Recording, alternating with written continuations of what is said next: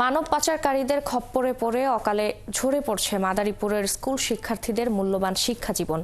দালালদের পাতা ফাঁদে পা দিয়ে স্কুলের গণ্ডি পার হবার আগেই লিবিয়ার মৃত্যুকূপে পথে পা বাড়াচ্ছে মাদারীপুরের শিশুরা।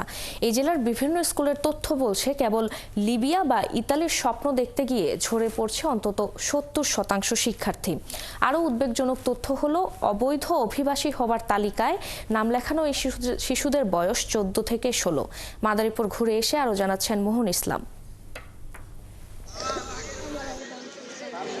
মাদারীপুরের এই স্কুলে 2025 সালের এসএসসি পরীক্ষার্থী হিসাবে নিবন্ধন করে 163 জন শিক্ষার্থী, কিন্তু পরীক্ষার চূড়ান্ত রেজিস্ট্রেশন করে 148 জন। 25 জন শিক্ষার্থী কেন পরীক্ষায় বসলো না তার খোঁজ নিয়ে স্কুল কর্তৃপক্ষ জানতে পারে তারা সবাই ইতালি পাড়ি দিতে লিবিয়ায় চলে গেছে। যারা বাচ্চা 8 থেকে 9 ওঠার পরে ড্রপ আউট শুরু হয়ে যায়, নবম থেকে যখন দশমে যায় তখনও সংখ্যা দেখা গেল যে ড্রপ আউট হয়ে যায়। একই উপজেলার আরেক স্কুল ইসুফপুর উচ্চ বিদ্যালয়ে 2025 সালের এসএসসি পরীক্ষার প্রস্তুতি নিচ্ছে এই স্কুলের শিক্ষার্থীরাও, কিন্তু পরীক্ষার্থীর সংখ্যা হিসাব করতে গিয়ে স্কুল কর্তৃপক্ষ টের পায় ঝরে গেছে অন্তত 50% শিক্ষার্থী। এদের লক্ষ্য প্রথমে লিবিয়া, তারপর ইতালি, অথচ ইতালির স্বপ্নে প্রাণ গেছে এই স্কুলের এক প্রাক্তন শিক্ষার্থীর। আসলে এটা একটা প্রতিযোগিতা আরম্ভ হয়ে গেছে। একজনের ছেলে ইটালি গেলে আর একজনের ছেলে ইটালি যাওয়ার জন্য সে উদ্গ্রীব হয়ে যায়। অভিভাবকরা এই কাজ করে। শুধু রাজৈর উপজেলায় নয়, এসএসসির আগেই ইতালির স্বপ্নে ঝরে পড়ে মাদারীপুরের বেশিরভাগ শিক্ষার্থীর শিক্ষাজীবন।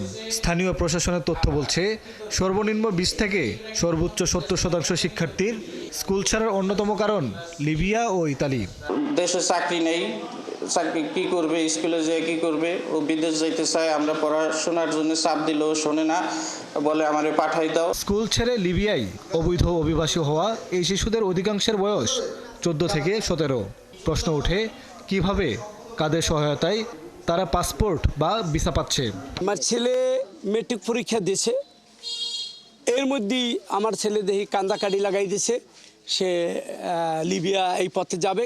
জানা গেছে মাদারীপুরের অনেক ইউপি চেয়ারম্যানও মানব পাচারে জড়িত।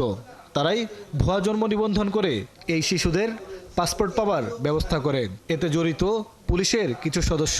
নির্বাচন অফিস এবং আমার জন্ম নিবন্ধনের ইউনিয়ন পরিষদ প্লাস আমার উপজেলা নির্বাহী অফিসারের কার্যালয়কে আমরা এখানে দালাল মুক্ত রাখার চেষ্টা করছি। যখন তাদেরকে কাজ করতে মাঠে পাঠাচ্ছে বা যখন তাদের কোনো একটা সম্মেলন হচ্ছে বা কোনো একটা সভা হচ্ছে, আমরা সেখানে আসলে তাদেরকে এই পোষণের একটা কাজ করার জন্য সবসময় উদ্বুদ্ধ করে থাকি। পুলিশ বলছে, শিশু কিশোরদের মগজ ধুলাই করে লিবিয়ার মৃত্যুকূপে পাঠানো দালালদের চিহ্নিত করা হচ্ছে। যে চক্র, তারা তোর পাসপোর্ট ওরাই নিয়ে যায়। পাসপোর্টটা যার পাসপোর্ট তার আন্ডারে থাকে না, তার কন্ট্রোলে থাকে না, এটা চলে যায় চক্রের কাছে। বিশ্লেষকরা বলছেন, ভয়ঙ্কর এই প্রবণতা ঠেকাতে স্কুলে স্কুলে সচেতনতা কার্যক্রম দরকার। স্কুল বেস প্রোগ্রাম যেখানে একদম মেসিভ অ্যাওয়ারনেস যাচ্ছে, টিচার সহ স্টুডেন্ট সহ বসে আলোচনা করা, এবং সেখান থেকে আমরা প্রচুর কেসও বের করবো যে ওরা আসলে ওদের কোন মানসিকতা নিয়ে এটা করছে, কারা এতে পুশ করছে। মানব পাচারের মূল হোতাদের না ধরতে পারলে সমাধান মিলবে না, বলছেন এই বিশেষজ্ঞ। ওই বাচ্চা ছেলেটার কি আসলে যেতে ইচ্ছে করে? মোহন ইসলাম, 71, মাদারীপুর।